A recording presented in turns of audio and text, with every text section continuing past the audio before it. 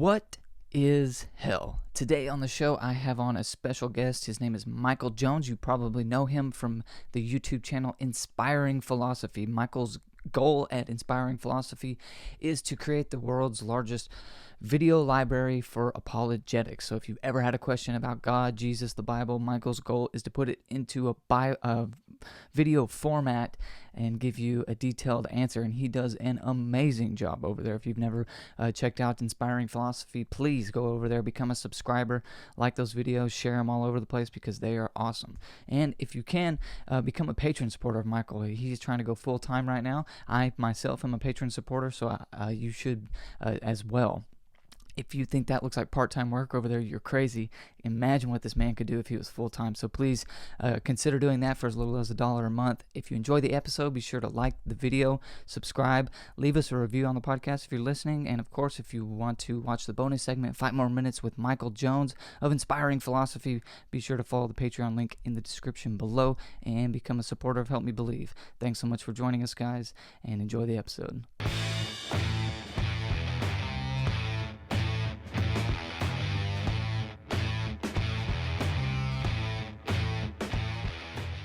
Well, hello and welcome to another episode of Help Me Believe, the show about Christian apologetics and theology. My name is Haden Clark, and I am beyond excited to introduce my special guest to you.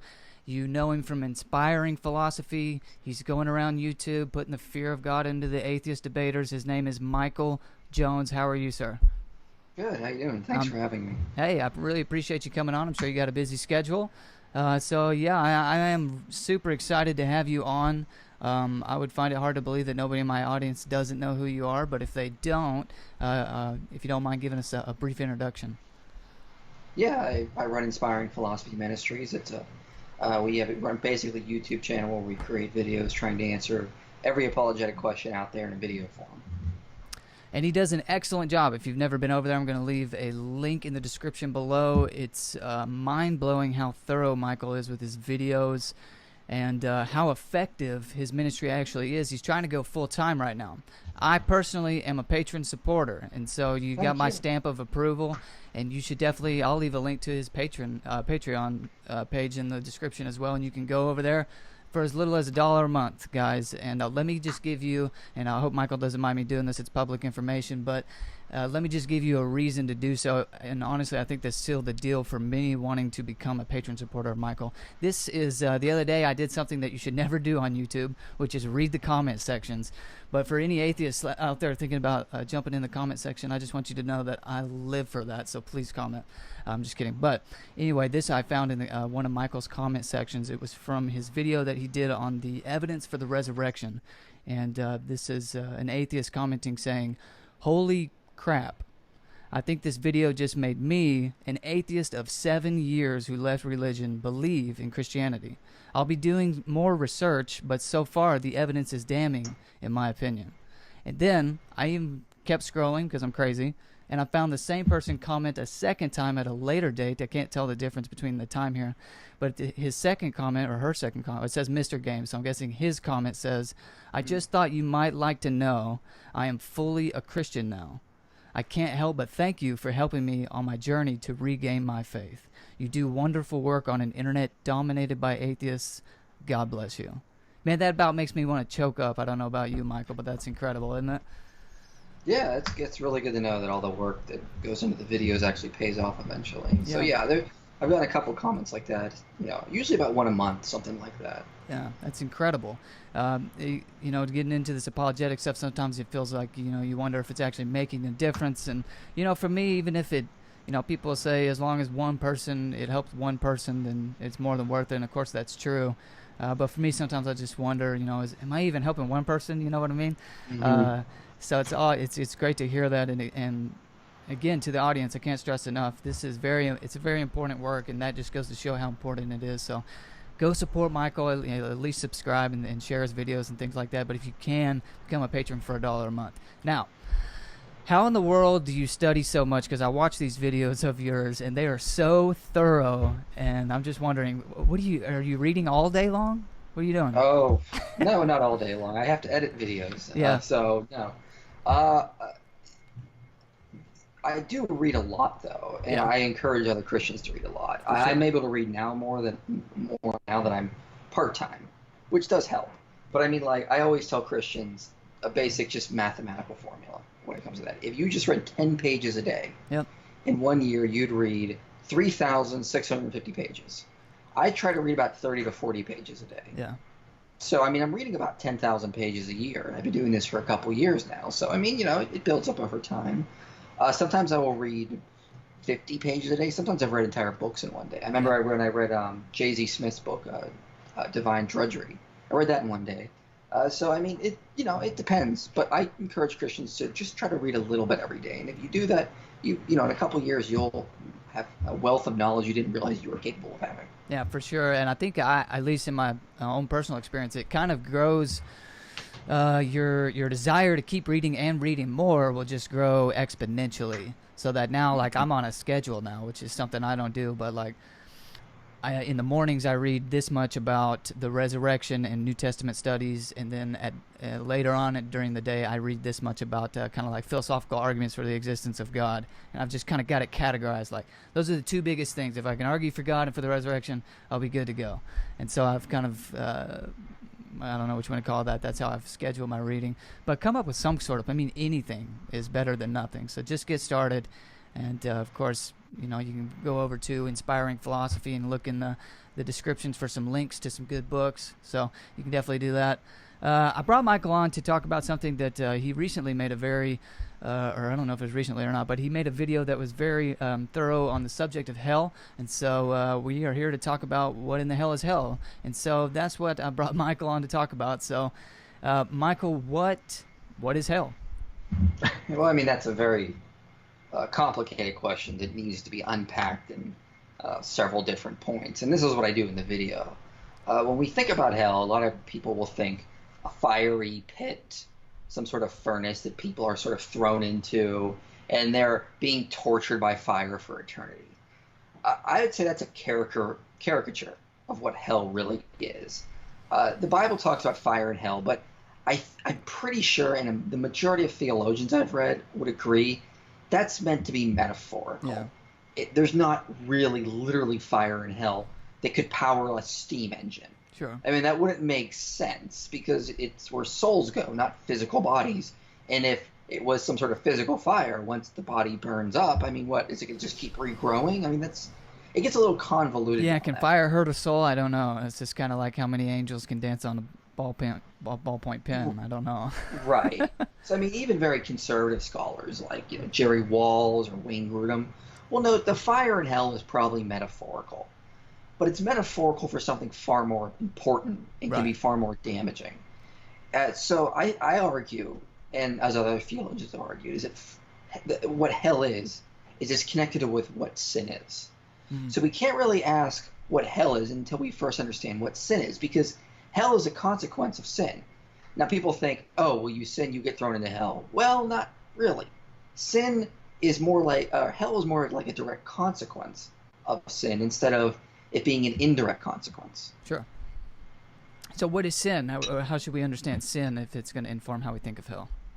Well, the Bible says sin is transgressing God's law. Sure. Now that also needs unpacked because it's a little bit more complicated than that. Yeah. Because read someone like the prophet Malachi, for example. Malachi talks about how these priests or the Israelites are doing rituals, but they don't have a clean heart. So they're just going through the motions. Well, I think that relates to a lot of what is taught in the Gospels, where Jesus says the greatest commandment is to love the Lord your God with all your heart, soul, and mind. Okay, one of the big things that's kind of taught in Malachi, Amos, all the prophets, and the Gospel authors as well, is that sin really is not loving God. It's building your identity on something else besides God. You can go through the motions, you can obey the full law of God, but if you don't obey the greatest commandment, if you don't love the Lord your God with all your heart, soul, and mind, the rest of it is meaningless. And so this was Jesus' charge against the Pharisees. Sure, you're going through the motions, but you have forsaken the greatest commandment of all. You're hypocrites. You don't really love the Lord your God. You love yourselves, and you're trying to use the law to get rewards or to get special favor. So this is what's kind of taught or heavily implied in the Gospels, is that you have to love God. And if you don't love God, you're not, what you're doing is you're building your identity on yourself, your own pride, and you can use the law to get things you want. So sin is really sort of rejecting God in that sense. It's rejecting his law in its entirety, which is, of course, the main law, loving God and loving your neighbor. Okay. Now, go ahead.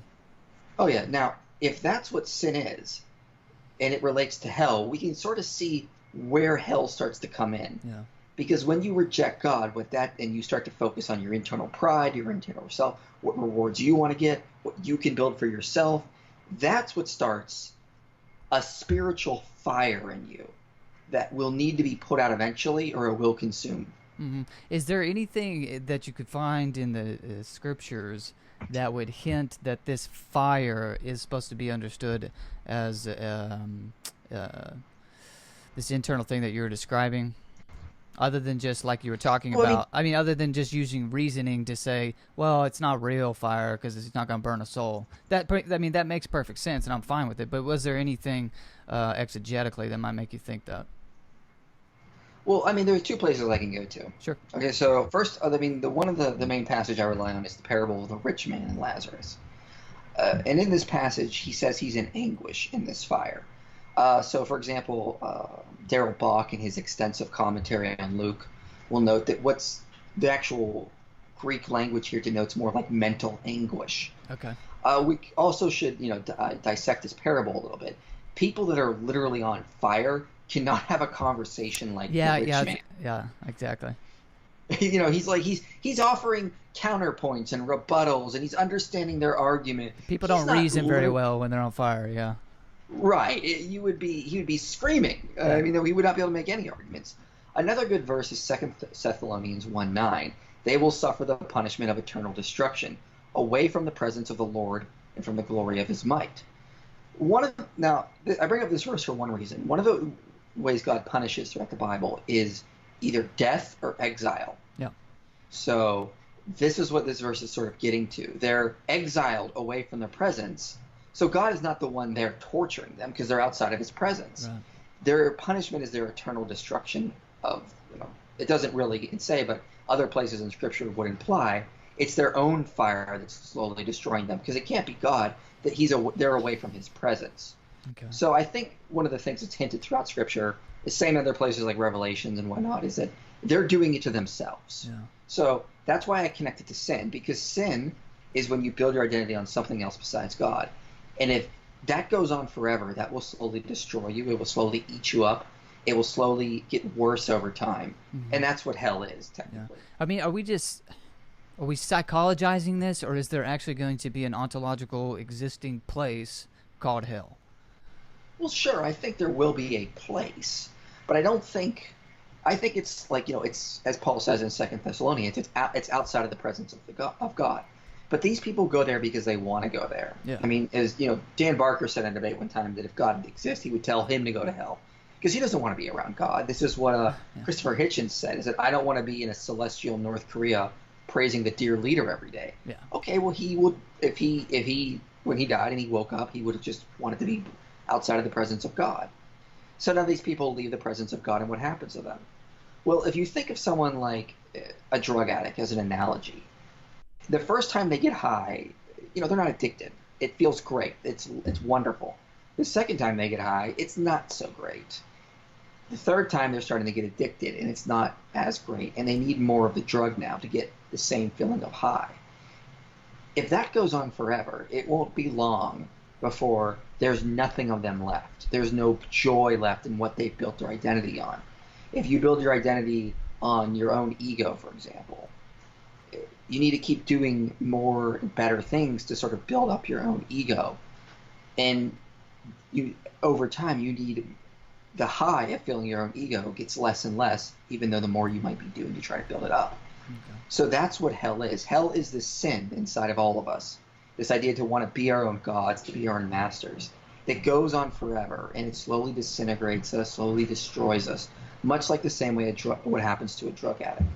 Whenever I was watching your video on this and just hearing you talk about it now, it really kind of sounds like that you're saying hell is really kind of a natural human consequence of sinning. Like this is just kind of the natural consequence of not following God is going to be that just naturally tends toward hell. And so I was just thinking this sounds very kind of Aristotelian in that human beings have an objective end or good, namely to follow God or to be in relationship with God.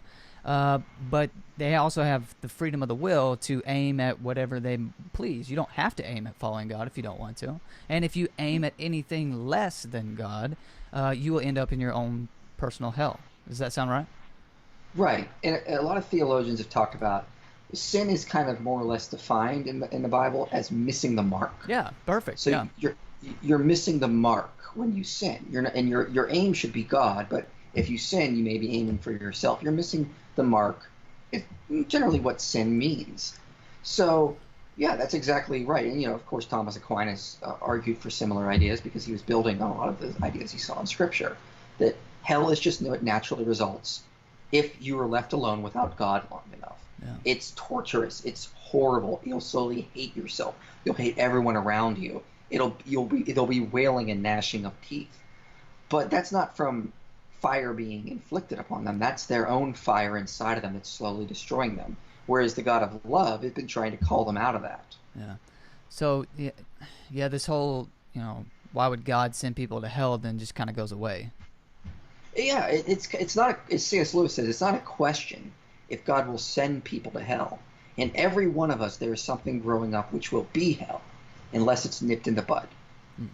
So I'm just trying to picture the afterlife now with this kind of thinking, because I don't know, I'm just still finding it hard to think of there being this being the definition of hell, which sounds more like a psychological state or something like that, and there also being a place called hell. I don't know why I'm having trouble wrapping my mind around that. Well, is it? I think you should think of it perhaps like maybe a drug addict in prison. Yeah. So, I mean, you could be happy and be in prison. There's no indication that someone cannot be happy and be in prison. But if someone's like a drug addict in prison, well, they would be miserable. So sure, there's a place, but the place does not determine what's going to cause them misery. It's something inside of them that will. Yeah. So I remember J.P. Moreland sort of saying, like, it's almost like God is quarantining these people. So he puts them in a place because they don't want to be with God. And so they're sort of quarantined so they can't, attack the saints or anything. But the fire in hell that's burning there is not of the making of God. It's of the making of people rejecting God. Right, okay.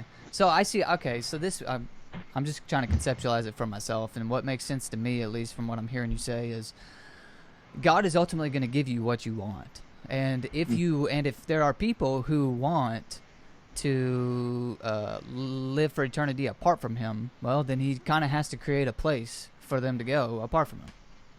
Right. If that's, if he's going to oblige them.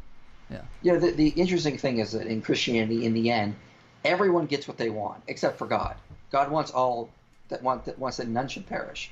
Yeah. But he lets humans. Every human gets what they want in the end. You either want God or you don't want God. Yeah. If you don't want God, okay, guess what? You have the right to go out and build your own kingdom somewhere out in the outer darkness or outside of the presence of God. Now, he's warning you it's going to be horrible and miserable, and you're going to hate every minute of it. Right. But you have that right to go do it anyway. And if you don't trust God anyway, why does it matter? Yeah. Some atheists have said, well, I want God to destroy me. And I'm like, well, God's not your magical butler. You got to figure that out. If you don't want to exist after this life, figure out how to destroy your own soul. That's not God's job. He's not your butler. Yeah. If you don't want to trust him and put your faith in him, go out and do it yourself. Yeah, that's an interesting way to think about it. I haven't thought about it in those terms. Let's see. So, what about one thing that comes up in this discussion often is what... I'm trying to think of how to phrase it. What about people who never hear the gospel? I remember this being brought up in the video that you made, and I've heard you talk about it before. But, I remember what I was actually going to ask, but we can go ahead and go this route. What about people who never hear the gospel? Yeah, go ahead. Right, this is a good argument. I mean, of course, Abraham never heard of the gospel. He just, because he existed before Christ. But that doesn't mean he's in hell. So Jesus sort of hints to this in John 9:41 and John 15:22, where he says, if I had not come, they would not be guilty. But now that I have come, they have no excuse. And he's talking about the Pharisees.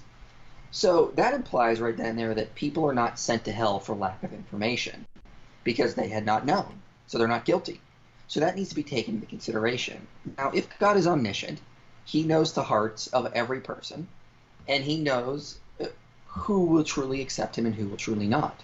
So I think God is, if he is a just God, he is going to be fair to these people. He's not going to send them to hell just because they had a lack of information. Sure. Everyone has to choose if they want to build their identity on God or not on God. Now, if God is love, if God truly is the good, I mean, people who've not heard of Christ can still have a sense of this, and they could choose how to aim their life. Because, again, sin is missing the mark. If they're just aiming to sort of feed their own selfish desires and their own pleasures of the flesh, well, then they're missing the mark. Sure. They're missing what all humans intuitively know what we ought to do. And this goes back to the argument over moral realism and whatnot. But so let's keep that in mind. I also don't think that once you die, it's the end of all. There's no way ending after that. People can still choose to want to follow God or not. Just like in this life, as some theologians have talked about, heaven has already begun for the believer, and hell has already begun for the unbeliever. Sure. It's not something that is like a paradise that we get to check into. We have already checked into it when we checked in with Christ. That's okay. Oh, I want to camp there for a second. I'm sorry to interrupt, but I think it's important because this language is very explicit in the Scripture. The kingdom is here, and it is not at the same time. And I'm sure anybody that's at least ever been in a Baptist church has heard this language a lot. The kingdom being already here and not yet at the same time. But so is hell. I'm trying to think of. I don't know. Am I allowed to bring stuff up on my screen whenever I'm on Skype? It won't kick me off. I'm not very technologically savvy. Should be able to share the screen. Yeah. I wasn't trying to share. I was just wondering if I even pulled something up. That's how much I don't know about this stuff.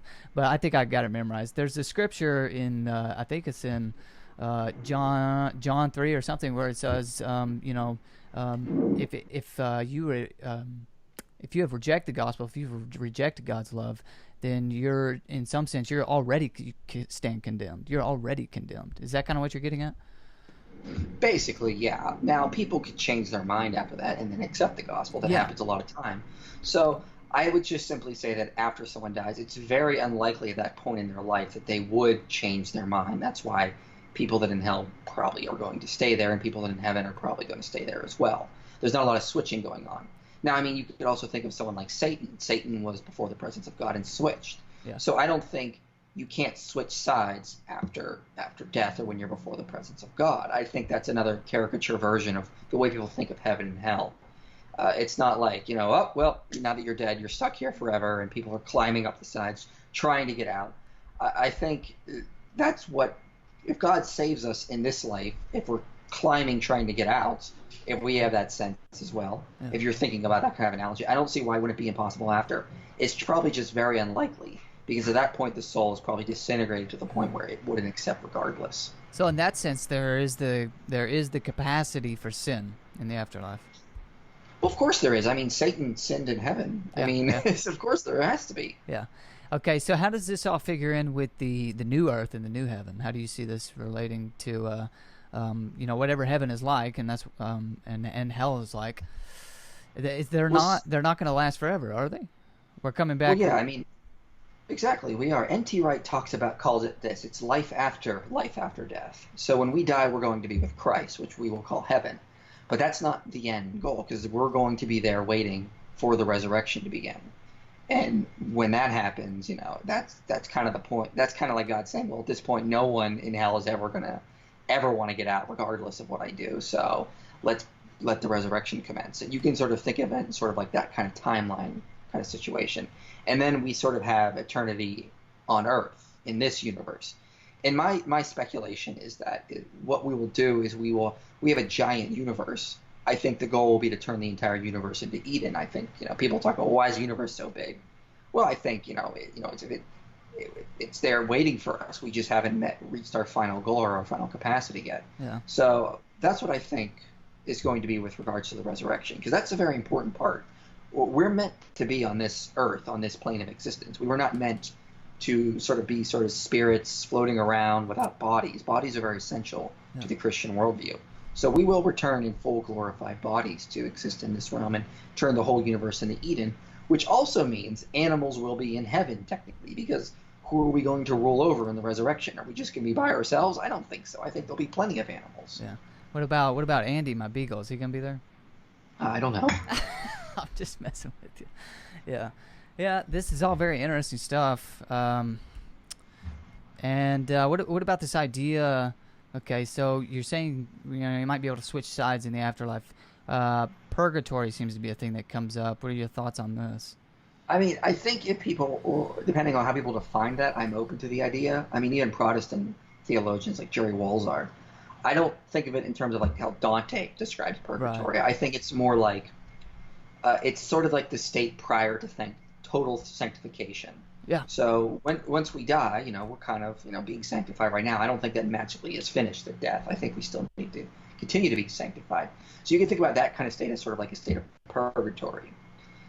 So yeah, I'm open to that idea as well. I don't think it's unbiblical. I understand where the idea comes from, and I don't understand Christians that just outright reject it without actually thinking about what it's teaching underneath the sort of the caricature version you may hear, like Dante's Divine Comedy. Yeah. This is a question that people ask me, and I just honestly have no idea what to tell them. But that is heaven and hell, or just the afterlife, however you want to think of it. Is this a place that is? I mean, just calling it a place. Is it within space and time? Well, it has to be. That's what I think, but that's so counterintuitive to what kind of people generally think. Well, I think let me clarify. I don't think it's in our universe somewhere. Right. I think obviously there's going to be space and there's going to be time there. It's just probably going to be a different space-time continuum prior to the resurrection. So I think of it in terms of like that. I mean, obviously, it's hard to really say what it will feel like or what it will be like because we've never been there. Right. But we think of it in terms of like there's going to be spatial dimensions and there's going to be a feeling of time passing. So sure. But it's not on some planet somewhere, Yeah. No, yeah. So, well, that's cool because that's how I think of it too. I'm like, well, I mean, just every description I read about sounds like space and time. So, yeah, that's very interesting. Well, thanks so much for coming on and doing this and talking about the subject of hell. Man, we covered like all the questions. Is there anything else you want to touch on hell or heaven, or do you think people just need to know? No, I want to remind people though. Well, I want to talk about heaven really quickly. People tend to have a character view of heaven, and I speak out against that. People think about heaven as sort of like this sort of like 5-star resort in the sky. And that's not really what it's like, because that would be hell, where you're always just sort of focusing on filling your own selfish desires. When you and I die, we're going to be recruited. We have a lot of work to do.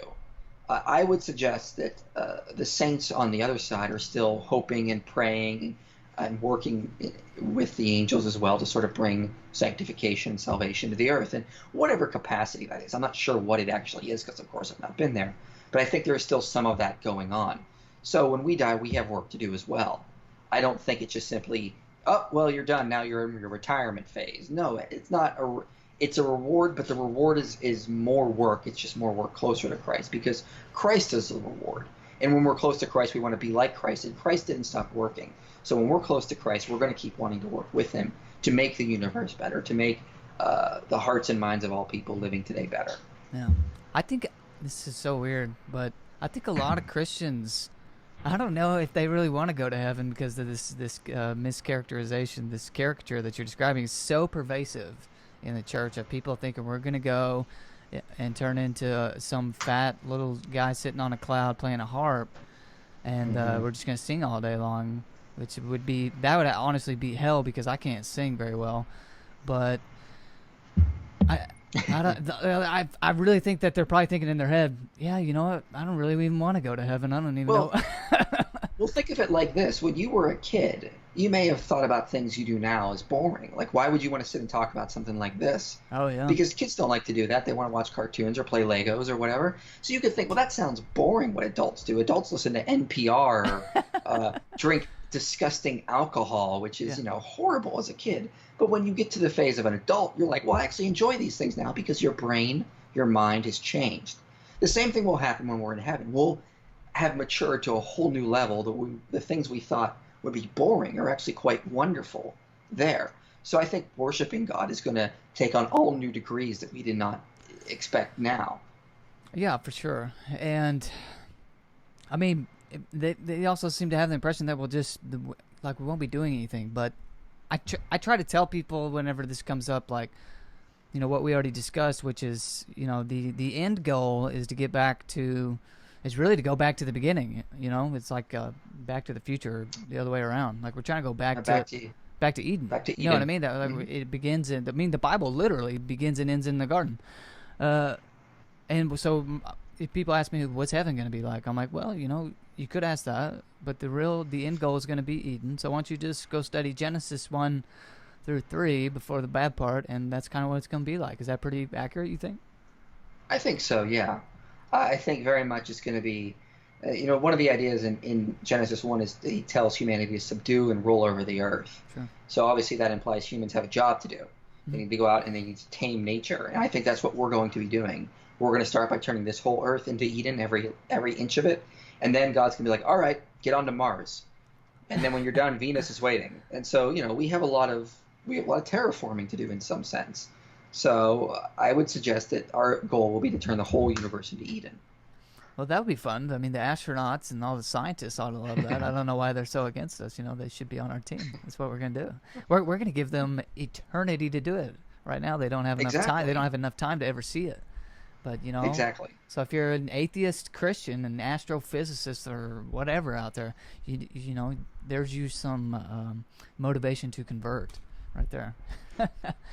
But, Michael, I really appreciate you doing this. Again, love what you're doing over at Inspiring Philosophy. Again, if you're listening and you want to hear the bonus segment, 5 more minutes with Michael Jones from Inspiring Philosophy, I got a couple more questions for him. But you're going to have to follow the Patreon link in the description below and become a supporter to see the bonus segment. Go ahead and follow that second Patreon link in the description below and become a supporter of Michael so he can go full-time over there. Who knows what this man can do if he was full-time? He's only part-time right now, and you just go over to that YouTube channel and you tell me if that looks like part-time work. I don't think you will come to that conclusion, and you'll want to support him like I did. Michael, one more question before we end this segment, go to the bonus segment. What advice would you give to anybody out there who is aspiring in apologetics, who's getting into things maybe for the first time, and what advice would you give to them?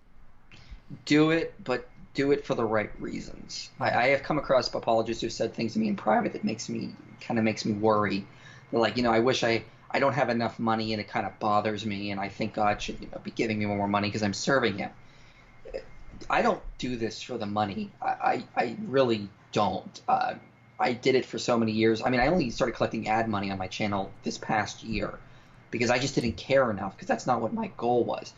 Do this because you want to do it. If you're doing it because you want to live off of it or you want it to be your full-time job, you don't have the right motivations, you don't have the right reasons. Do it because you love doing it, because you want to fulfill God's kingdom. Keep that in mind. Someone was telling me, you really should try to do more marketing, you try to do this. And I was like, first of all, I don't have the time to do more marketing. Right. B, I don't like doing that kind of stuff, so it would feel like homework. And 3, that's not my goal. I'm not here to sort of make myself famous. I'm here to make videos. I kept myself hidden for so many years because I didn't want to be famous, and I still kind of don't because I'm a total introvert. But I feel like this is where God is calling me, so that's why I'm sort of doing it against my will. But do this because you love doing it, not for secondary reasons. If I can go full-time, great. If I never go full-time, I'm still going to do it because I like doing it and I feel it needs to be done. Exactly. Yeah, do it because you love it. I mean, that's why I do it. And it's funny that you say you were hidden for so long, because that's so true. I was like, I wonder for the longest. I mean, I've known about your channel for the longest time. I was like, I wonder what this dude even looks like. Like, who's talking behind this microphone? But I would just, you can take it with a grain of salt. But please keep doing the debates, because and no offense to any of your interlocutors, but it's just not even close. And And it's not important because it's our goal to smash atheists rhetorically from the stage, but it's important because there's a lot of Christians who are very not just introverted, but actually very discouraged to even bring up the fact that they're a Christian because they don't think it holds any intellectual water whatsoever. And so to see a Christian publicly interlock with an atheist, and not just interlock with an atheist publicly, but not even close win, is very encouraging to a lot of Christians. It was for me a long time ago whenever I was first getting into apologetics, and I would watch William Lane Craig, and I think, He just said that, and he's right. Oh my gosh, I can't even believe that I can't believe this is real life. That I don't have to be ashamed or worried or embarrassed that I believe this. So, I know you don't want to be famous and you don't want it to be about you. I think you're wise enough to do it the right way. So I would encourage you, please keep doing the debates and showing your face out there, even if you don't want to. I think God's really using it. And so, but of course, it's up to you, man. But I really appreciate you coming on. I know you got a busy schedule, so I appreciate you taking the time to come on the podcast. It's been a lot of fun. Again, if you want to listen to the bonus segment, 5 more minutes with Michael Jones, stick around. Follow the Patreon link below. Michael, thanks so much for coming on, man. I appreciate it. Yeah, thanks for having me on. Hey guys, thanks so much for joining us. If you enjoyed the episode, be sure to hit the like button, subscribe, leave us a review, and if you want to watch the bonus segment, 5 more minutes with Michael Jones, be sure to follow the Patreon link in the description and become a supporter of the show. Thanks so much for joining us, guys, and we'll see you next time.